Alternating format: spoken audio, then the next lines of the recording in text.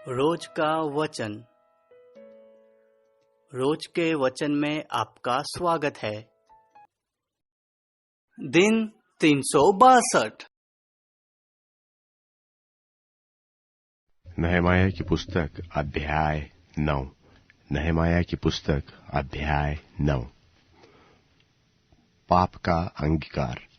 फिर उसी महीने के 24वें दिन को इस्राएली उपवास का टाट पहने और सिर पर धूल डाले हुए इकट्ठे हो गए। तब इस्राएल के वंश के लोग सब अन्य जाति के लोगों से अलग हो गए और खड़े होकर अपने अपने पापों और अपने पुरखाओं के अधर्म के कामों को मान लिया। तब उन्होंने अपने अपने स्थान पर खड़े होकर दिन के एक पहर तक तो अपने परमेश्वर यहोवा की व्यवस्था की पुस्तक पढ़ते और एक और पहर अपने पापों को मानते और अपने परमेश्वर यहोवा को दंडवत करते रहे। और यीशु, बानी, कदमिएल, शबन्याह, बुन्नी, शेरेब्याह, बानी और कनानी ने लेवियों की सीढ़ी पर खड़े होकर ऊंचे स्वर से अपने परमेश्वर यहोवा की दुहाई दी। फिर यीशु, कदमिएल, बानी, हशबन्याह, शेरेब्याह, होदियाह, शबन्याह और पतह्याह नाम लेवियों ने कहा, खड़े हो, अपने परमेश्वर यहोवा को अनादिकाल से अनंत काल तक धन्य कहो और तेरा महिमा युक्त नाम धन्य कहा जाए, जो सब धन्यवाद और स्तुति से परे है। तू ही अकेला यहोवा है। स्वर्ग वरन सबसे ऊंचे स्वर्ग और उसके सब गण और पृथ्वी और जो कुछ उसमें है और समुद्र और जो कुछ उसमें है, सबों को तू ही ने बनाया है और सबों की रक्षा तू ही करता है। और स्वर्ग की समस्त सेना तुझी को दंडवत करती है। हे यहोवा, तू ही वही परमेश्वर है जो अब्राहम को चुनकर कसदियों के ऊर नगर में से निकाल लाया और उसका नाम इब्राहिम रखा और उसके मन को अपने साथ सच्चा पाकर उससे वाचा बांधी कि मैं तेरे वंश को कनानियों, हित्तियों, एमोरियों, परिज्जियों, यबूसियों और गर्गिशियों का देश दूंगा। और तूने अपना वह वचन पूरा भी किया, क्योंकि तू धर्मी है। तूने मिस्र में हमारे पुरखाओं के दुख पर दृष्टि की और लाल समुद्र के तट पर उनकी दोहाई सुनी और फिरौन और उसके सब कर्मचारी वरन उसके देश के सब लोगों को दंड देने के लिए चिन्ह और चमत्कार दिखाए, क्योंकि तू जानता था कि वे उससे अभिमान करते हैं। और तू अपना ऐसा बड़ा नाम किया जैसा आज तक वर्तमान है। और तूने उनके आगे समुद्र को ऐसा दो भाग किया कि वे समुद्र के बीच स्थल ही स्थल चलकर पार हो गए, और जो उनके पीछे पड़े थे उनको तूने गहरे स्थानों में ऐसा डाल दिया जैसा पत्थर महाजल राशि में डाला जाए।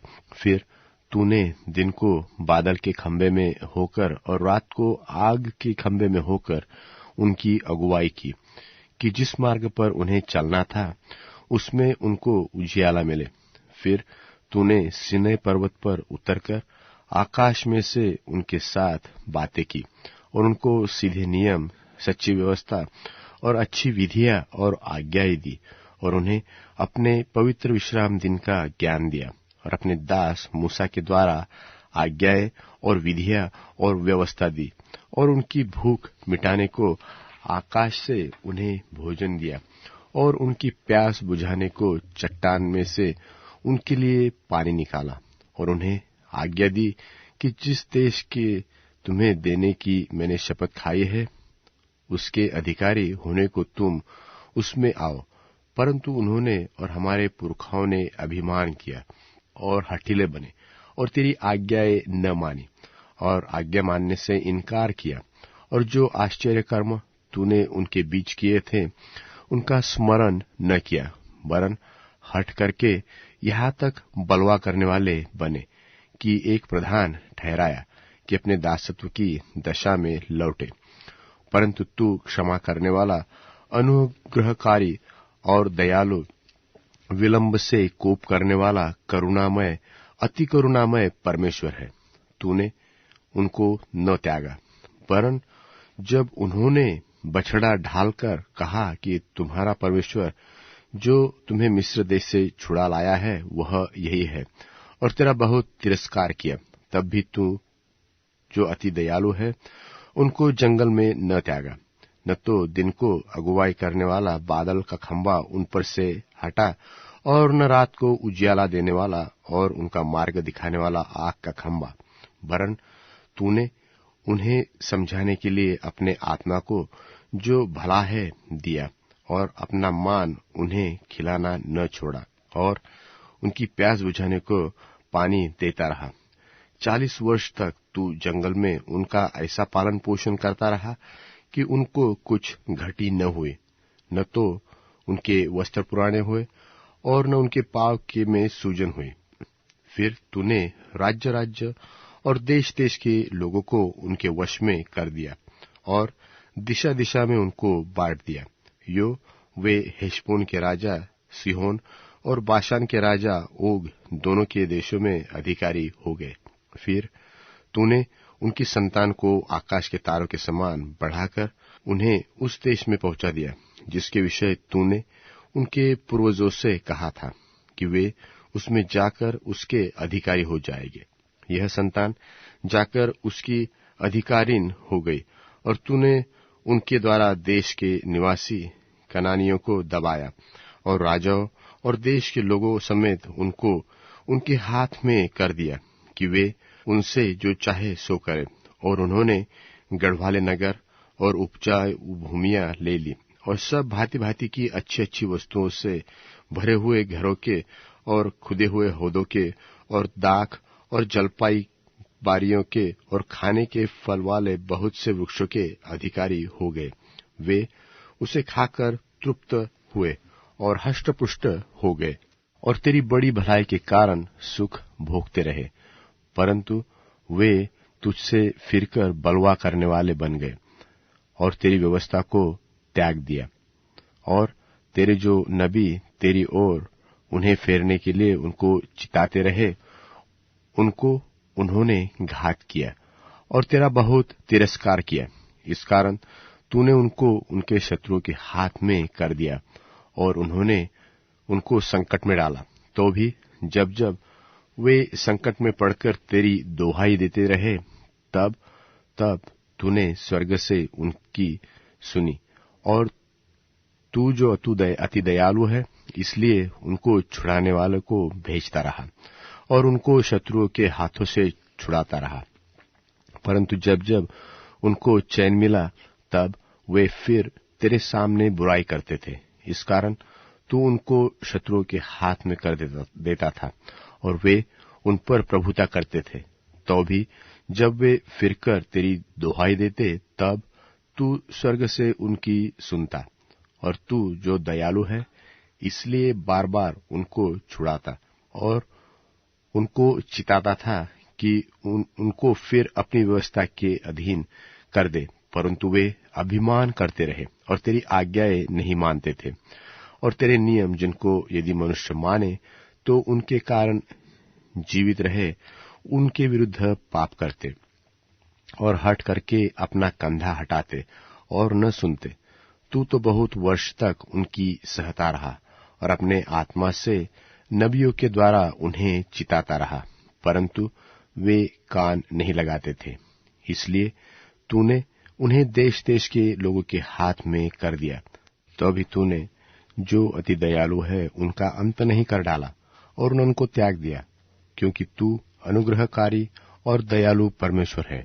अब तो हे हमारे परमेश्वर, हे महान पराक्रमी भययोग्य परमेश्वर, जो अपनी वाचा पालता और करुणा करता है, जो बड़ा कष्ट अश्शूर के राजाओं के दिनों से ले आज के दिन तक हमें और हमारे राजाओं, हकीमों, याजकों, नबियों, पुरखों वरन तेरी समस्त प्रजा को भोगना पड़ा है, वह तेरी दृष्टि में थोड़ा न ठहरे। तो भी जो कुछ हम पर बीता है उसके विषय तू तो धर्मी है। तूने तो सच्चाई से काम किया है, परंतु हमने दुष्टता की है और हमारे राजाओं और हकीमों, याजकों और पुरखाओं ने न तो तेरी व्यवस्था को माना है और न तेरी आज्ञाओं को और चितौनियों की ओर ध्यान दिया है, जिनसे तूने उनको चिताया था। उन्होंने अपने राज में और इस बड़े कल्याण के समय जो तूने उन्हें दिया था और इस लंबे चौड़े और उपजाऊ देश में तेरी सेवा करनी नहीं की और न अपने बुरे कामों से पश्चाताप किया।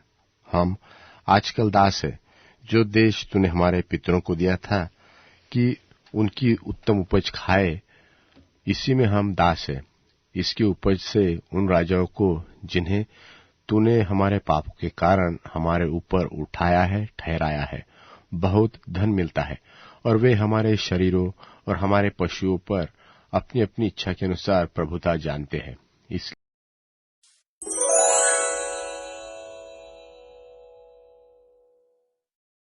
और मैंने स्वर्ग को खुले हुए देखा। मैंने एक सफेद घोड़ा देखा जिस पर कोई बैठे हुए थे। वे विश्वास योग्य और सच्चे कहलाते हैं। वे धार्मिकता से इंसाफ और युद्ध करते हैं। उनकी आंखें आग की लपट की तरह थीं और उनके सिर पर बहुत से ताज थे। उनके माथे पर एक नाम लिखा हुआ था जिसे उनको छोड़ और कोई नहीं जानता था। वे ऐसे कपड़े पहने हुए थे जो खून में डुबोए गए थे। उनका नाम परमेश्वर का वचन था। स्वर्ग की सेनाएं सफेद घोड़ों पर सफेद, साफ और बढ़िया किस्म की मलमल पहने हुए मेमने के पीछे पीछे चली जा रही थीं। मेमने के मुंह से तेज धार वाली तलवार निकल रही थी जिससे वे देशों को मारते थे। वे उनके ऊपर लोहे के राजदंड से शासन करेंगे। वे सर्वशक्तिमान परमेश्वर के गुस्से की जलजलाहट से मदिरा के कुंड में अंगूरों को रौंदेंगे। उनके चोगे और जांघ पर एक नाम लिखा हुआ था, राजाओं के राजा और प्रभुओं के प्रभु। फिर मैंने सूरज में एक स्वर्गदूत को खड़े हुए देखा। उसने बुलंद आवाज से चिल्लाकर आसमान में उड़ने वाले पक्षियों से कहा, आओ और महान परमेश्वर के भोज में इकट्ठे हों, ताकि तुम राजाओं, प्रधानों, ताकतवर लोगों, घोड़ों और उनके सवारों और सब तरह के लोग आजाद, गुलाम, छोटों और बड़ों का मांस खा सको। फिर मैंने पशु और दुनिया के राजाओं और उनकी सेनाओं को घोड़े पर बैठे व्यक्ति और उसकी सेना से लड़ने के लिए इकट्ठा देखा। उस पशु और झूठे भविष्यवक्ता को जो उसके सामने चिन्ह दिखाता था पकड़ लिया गया। इन चिन्हों से वह उनको धोखा देता था जिन्होंने पशु का चिन्ह लिया था और जो मूर्त की आराधना करते थे। दोनों ही को गंधक से जलती हुई आग में जिंदा डाल दिया गया। बाकी लोगों को घोड़े पर बैठे व्यक्ति के मुंह से निकलती तलवार से खत्म कर डाला गया। उनके मांस से सभी पक्षी तृप्त हो गए।